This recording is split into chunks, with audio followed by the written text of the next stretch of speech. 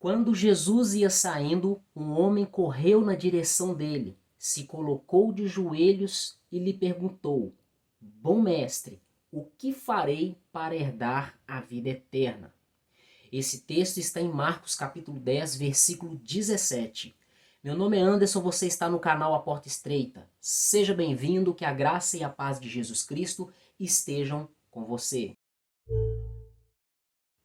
Graças a Deus por mais um dia aqui meditando na palavra de Deus. E no final estaremos orando. Fique à vontade para deixar os seus pedidos de oração nos comentários.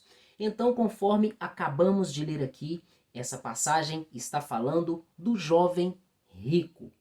Aqui ele faz uma pergunta para o Senhor Jesus, que é a seguinte: Bom mestre, o que farei para herdar a vida eterna? E vamos ver a continuação do texto, vamos ver a resposta de Jesus. Respondeu-lhe Jesus: Por que você me chama bom?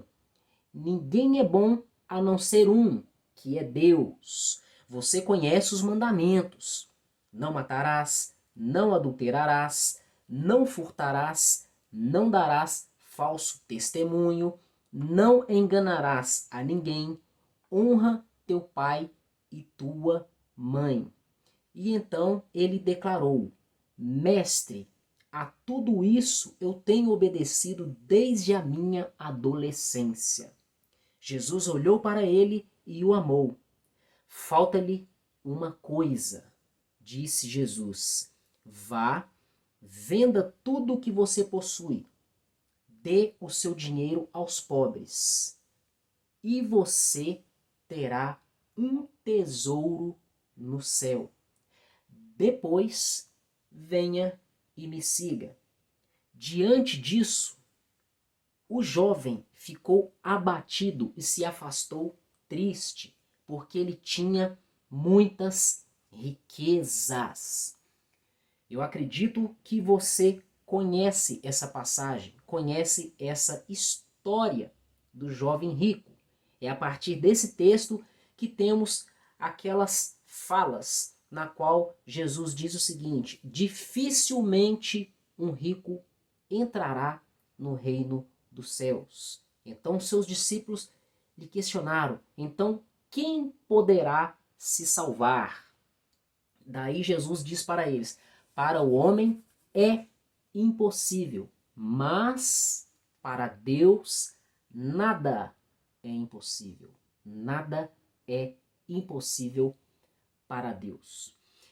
Dentro desse texto aqui que eu acabei de ler e desse contexto, dessas falas que eu acabei de narrar, que estão ali na Bíblia Sagrada, no livro de Marcos, nós poderíamos tirar muitos ensinos e diversos assuntos diferentes para nós meditarmos. Mas o motivo de eu ter trazido aqui inicialmente o versículo 17 desse capítulo 10 do livro de Marcos foi para falar de salvação. Porque o jovem perguntou a Jesus Cristo: Bom mestre, o que vou fazer para herdar a vida eterna? Nós sabemos que Jesus Cristo veio pregar as boas novas, veio pregar o Evangelho, a boa notícia que veio da parte de Deus, que Deus está disposto a perdoar os nossos pecados, nos salvando da ira futura que está para vir sobre toda a humanidade e sobre essa terra, e sobre todo aquele que não crê no Evangelho de Deus, e também sobre todo aquele que não obedece ao Evangelho do Senhor. Essa é a boa notícia. Deus nos livra dessa ira, nos livra desse sofrimento eterno e perdoa o meu pecado e perdoa também o seu pecado. Isso também é Evangelho. Essa é uma das mensagens, das principais mensagens do Evangelho. E Jesus Cristo pregou durante sua estadia aqui na Terra, ele pregou muito essa mensagem. Inclusive, ele iniciou seu mistério pregando da seguinte forma: arrependam-se, porque é chegado o reino dos céus. Nós precisamos de nos arrepender de nossos pecados. Precisamos abandonar as práticas que não agradam a Deus. Precisamos abandonar aquelas práticas as quais, quando nós as cometemos, nós sentimos um peso na nossa consciência, um incômodo dentro do nosso coração. Sabe aquela atitude que você tem, aquela prática que você tem, aqueles pensamentos que fluem na sua cabeça, na sua mente, aquelas emoções, aquelas coisas, no geral, resumindo, que você faz, que te geram um incômodo, que você sabe que é errado? Pois bem, saiba que o Espírito Santo está te sinalizando, trabalhando em seu espírito para te convencer do pecado. E você precisa abandonar toda a prática que a Bíblia condena. Você não pode continuar permanecer nesses pecados, entristecendo o Espírito de Deus, pois isso acumula a ira de Deus sobre a sua vida. E foi para isso que Jesus Cristo se manifestou, pois ele intercede diante do Pai como um advogado, para perdoar os nossos pecados a partir do momento que nós nos tornamos humildes, nos humilhamos perante o Senhor e confessamos, reconhecemos diante dele as nossas falhas, os nossos erros e os nossos pecados e pedimos a ele para nos perdoar. E a partir daí nos esforçamos para não permanecermos mais nessas práticas que não agradam a Deus. Isso é andar no caminho do Senhor. Isso também é evangelho. E nessa pergunta aqui do jovem em Marcos 10:17, bom mestre, o que farei para herdar a vida eterna?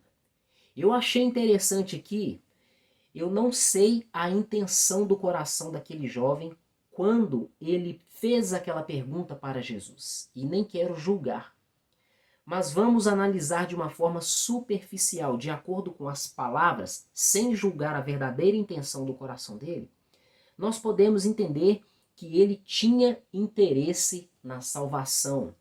Ele tinha interesse na vida eterna.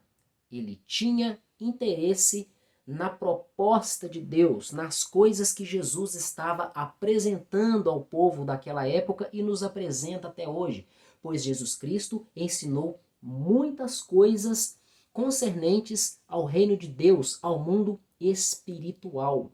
E isso gera interesse no coração de muitas pessoas. E é sobre isso aqui que eu quero também falar com você. Você tem se preocupado com as coisas espirituais? Você tem se preocupado com as coisas de Deus, com o reino de Deus, com as coisas que a palavra de Deus, a Bíblia, nos ensina? Ou você tem se preocupado com as coisas do mundo, com as coisas terrenas, as coisas desse presente século, como diz o apóstolo Paulo em sua linguagem? Com o que você tem se preocupado? Jesus Cristo nos ensina o seguinte: aonde está o seu coração, aí está o seu tesouro. E o que é um tesouro?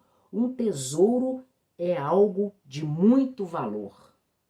Um tesouro contém pedras preciosas, joias, objetos de ouro, de prata, de bronze, objetos muito valiosos, coisas que são bem guardadas e protegidas pelas pessoas, porque elas lhe conferem muito valor financeiro, que pode lhes favorecer grandes coisas. Com um tesouro, com muito dinheiro, uma pessoa pode conseguir muitas coisas em sua vida. Por isso, o tesouro tem muito valor. Ele nos dá poder aquisitivo, poder financeiro. E muitas pessoas depositam o seu coração nas riquezas, no dinheiro. E Jesus falou: aonde está o seu tesouro, aí está o seu coração. Em outras palavras, Aonde está aquilo que tem valor para você na sua vida? Aquilo que tem mais valor na sua vida? Aquilo para o qual você deposita mais importância, gasta as suas energias, aquilo que você mais pensa, aquilo que você mais deseja, mais protege, tem mais valor na sua vida, é ali que está o seu coração. É aquilo que conquistou o seu coração. E eu lhe digo nesse momento, nós podemos ter várias coisas valiosas nessa terra, mas existe uma coisa principal e maior de todas, que deve estar acima de todas as coisas que nós temos como valiosas em nossas vidas. Inclusive, não é coisa, é uma pessoa.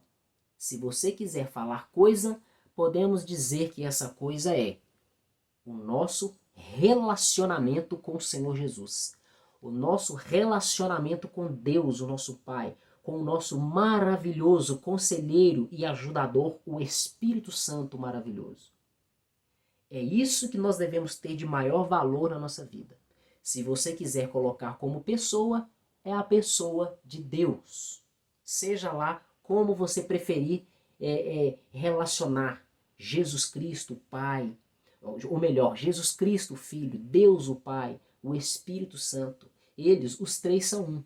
Quando você está em Cristo, você tem o Pai. Quando você tem o Pai, você tem o Filho. Quando você está relacionando com o Espírito, o Pai e Jesus Cristo também estão se relacionando com você, pois a Bíblia diz que o Senhor é o Espírito. O apóstolo Paulo afirmou isso em uma de suas cartas aos Coríntios. Portanto, onde está o seu valor? Onde está o seu coração? Aquele jovem perguntou a Jesus Cristo: Bom mestre, o que vou fazer para herdar a vida eterna? Eu quero dizer para você o seguinte: infelizmente, muitas pessoas frequentam igrejas, escutam pregações na internet, no YouTube, buscam ouvir a mensagem, ler a Bíblia, não para herdar a salvação, não para ter um bom relacionamento com Deus, o Pai, mas sim para conquistar coisas materiais. E eu quero te dizer o seguinte: se a sua prioridade está nas coisas terrenas e nas coisas materiais, você precisa abrir os seus olhos, você precisa se arrepender, você precisa renovar a sua mente e o seu entendimento e voltar a sua mente para as coisas do alto e não para as coisas da terra, conforme o apóstolo Paulo escreveu aos Colossenses. E está lá no capítulo 3, nos primeiros versículos, ali no versículo 1 e no versículo 2, ele diz o seguinte: portanto, já que vocês morreram com Cristo, ou melhor, vocês ressuscitaram com Cristo, depois você vai lá na sua Bíblia e confere. Pensem nas coisas que são de cima e não nas coisas que são da terra. Nós devemos sim ter cuidado e ter preocupação com as coisas da terra, responsabilidade com as coisas da terra, até mesmo porque Deus criou a terra, depois ele criou o homem e colocou o homem na terra para ele governar a terra e dominar a terra. E no dia do juízo nós vamos dar satisfação para Deus de tudo aquilo que nós tivemos aqui, que nós tivemos posse. Nós vamos dar contas para Deus de todas as coisas que passaram por nossas mãos. Mas isso aí não nos dá o direito de depositar o nosso coração, de empenhar todas as nossas energias, concentrações, pensamentos, habilidades, recursos. Em resumo, depositar o nosso coração nas coisas da terra. Nós devemos depositar o nosso coração no Senhor, no nosso relacionamento com Ele. Não se esqueça de que Deus criou todo o universo, tudo que existe, inclusive fora da terra, as coisas espirituais, as regiões celestiais. Ele criou a terra e tudo que nela há, criou o homem, colocou o homem na terra, criou o homem à sua imagem e semelhança, para que o homem viesse governar a terra. Tudo isso para manifestar a sua glória. Esse é o objetivo. Portanto, se você não viver conforme a palavra de Deus nos instrui, conforme a palavra de Deus nos ensina, você não estará cumprindo o propósito para o qual Deus te criou, que é glorificar o nome dele.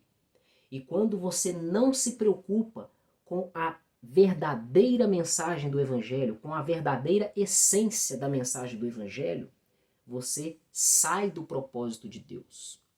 Lembre-se do que eu já falei, você não vai ignorar as coisas dessa terra, não vai ignorar as coisas materiais. Você não deve depositar o seu coração nessas coisas. Jesus falou, aonde está o seu coração, aí estará o seu tesouro. O apóstolo Paulo escreveu e está em uma de suas cartas a Timóteo. Ele escreveu o seguinte, que nós não devemos buscar as riquezas, desejarmos ser ricos.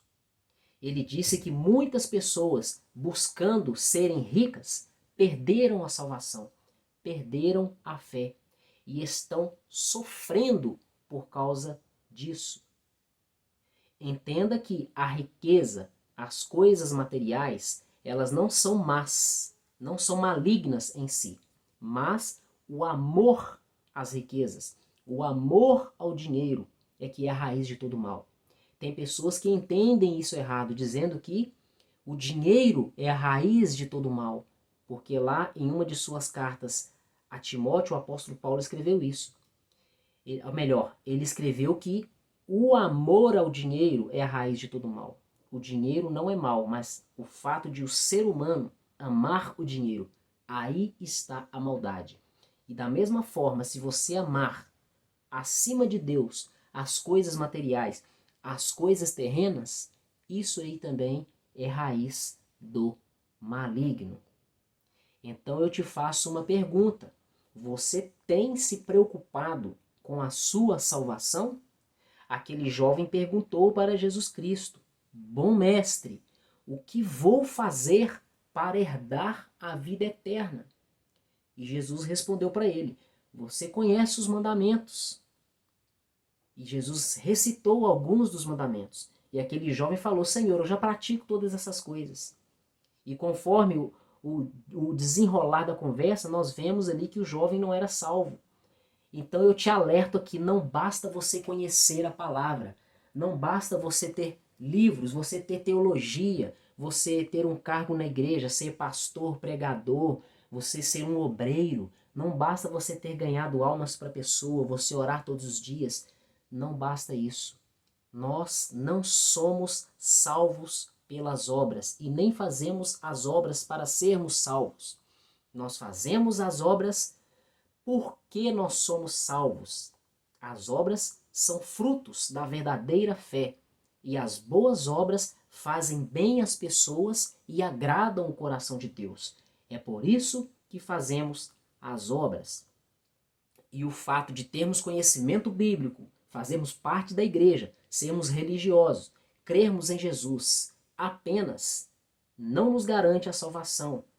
O que nos garante a salvação é termos a fé salvífica, a fé que salva, aquela fé que o Espírito de Deus coloca em nós, quando ele nos convence do pecado, da justiça e do juízo, nos fazendo crer em Deus através do sacrifício de Cristo e crendo na sua palavra. Essa verdadeira fé, como consequência, nos faz produzir bons frutos, ainda que durante a nossa caminhada nós venhamos cometer erros e falhas e pecados, mas por sermos salvos verdadeiramente, nós vamos reconhecer e reconhecemos as nossas falhas, nos humilhamos perante Deus, pedimos perdão e continuamos na caminhada, nos esforçando para agradar a Deus, fazendo as boas obras que Ele nos exige, evitando fazer o mal.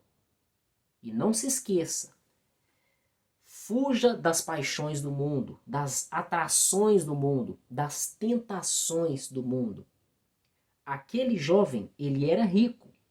Quando Jesus falou para ele, te falta uma coisa. Porque aquele jovem falou que ele guardava todos os mandamentos que Jesus falou que ele conhecia. Então Jesus falou para ele, falta-lhe uma coisa. Venda tudo que você tem e dê para os pobres. Fazendo isso, você vai ter um grande tesouro no céu. E depois me siga. Aquilo ali foi uma atitude, um acontecimento que colocou o coração daquele jovem à prova. Naquele momento ele foi provado e nós vemos, de acordo com o texto bíblico, que aquele jovem estava reprovado por Deus.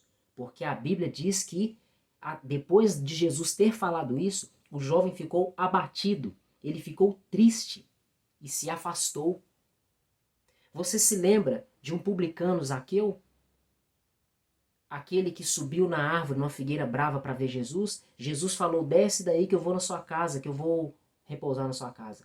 A Bíblia relata que aquele homem, Zaqueu, que era um corrupto, ele ouvindo a mensagem do Evangelho de Jesus, o Espírito Santo convenceu ele. Ele reconheceu que era falho, fraco, pecador e carecia do perdão, da graça e da misericórdia de Deus. E ele se arrependeu de seus pecados e falou com Jesus Cristo, Senhor, eu vou restituir até, eu não me lembro se era 3 ou 4 vezes, mas ele ia restituir de forma multiplicada o tanto que ele havia defraudado ou roubado alguém. Então Jesus falou, hoje chegou salvação nessa casa.